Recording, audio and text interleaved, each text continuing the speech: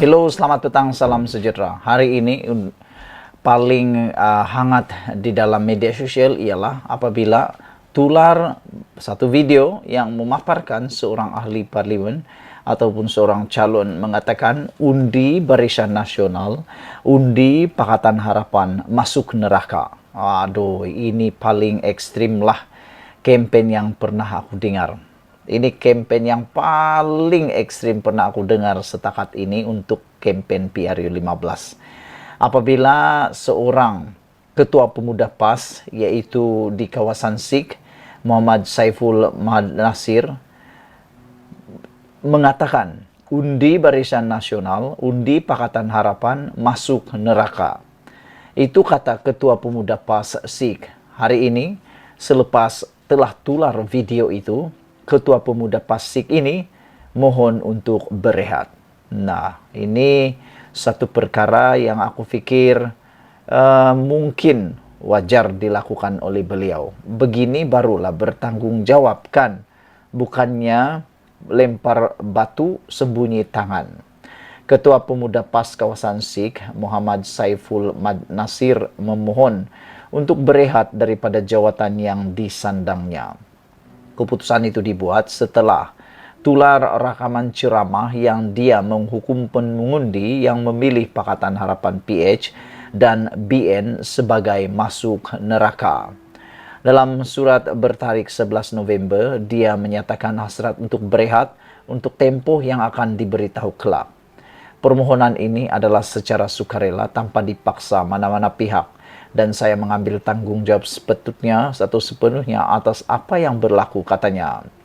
Ucapan di dalam video tersebut merupakan ucapan saya sendiri, bukan mewakili PAS khususnya dan PN Perikatan Nasional AMNIA, kata beliau. Saya juga ingin memohon maaf kepada semua pihak sama ada di dalam PAS dan PN yang terkesan dan tersinggung akan ucapan saya itu, katanya, dipetik daripada surat yang tular hari ini. Setiausaha PAS SIK Badrul Hisham Abdurrahman mengesahkan kesahihan surat Muhammad Sahiful itu. Dia bagaimanapun enggan mengulas lanjut mengenai perkara tersebut ketika dihubungi Malaysia Kini. Terdahulu, tular rakaman video ceramah Muhammad Sahiful yang meminta pengundi SIK memilih PN dan menurutnya, jika pengundi memilih BN atau PH akan masuk neraka.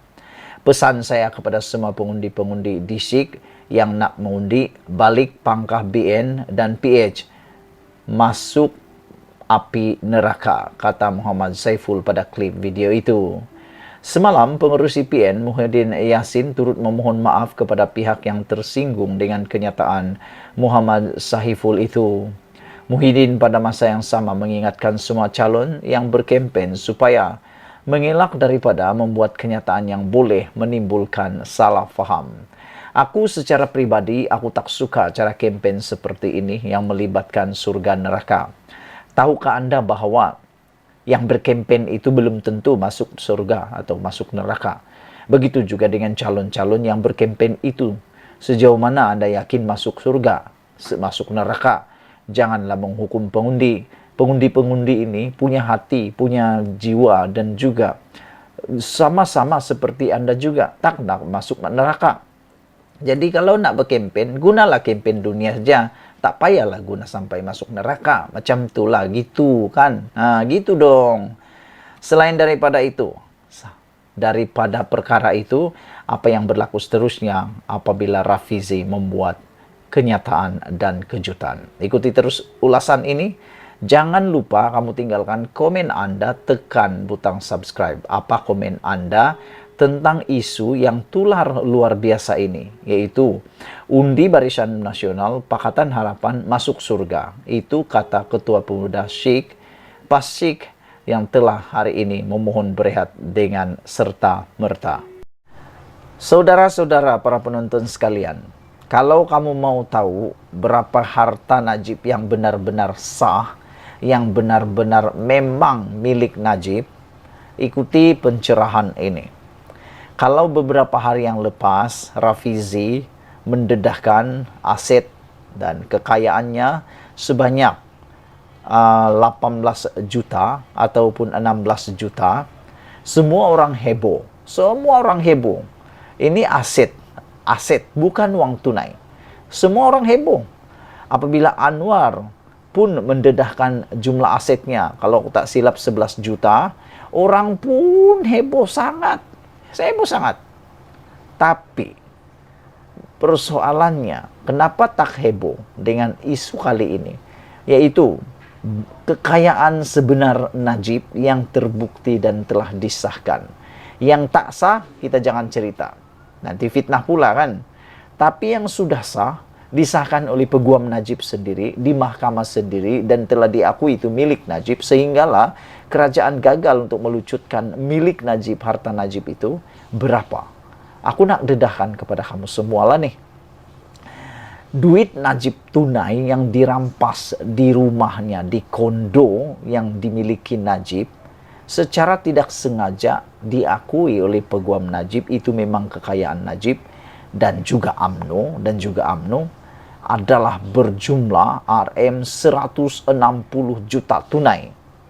Kamu dapat bayangkankah duit tunai 160 juta dalam sebuah rumah, sebuah kondominium.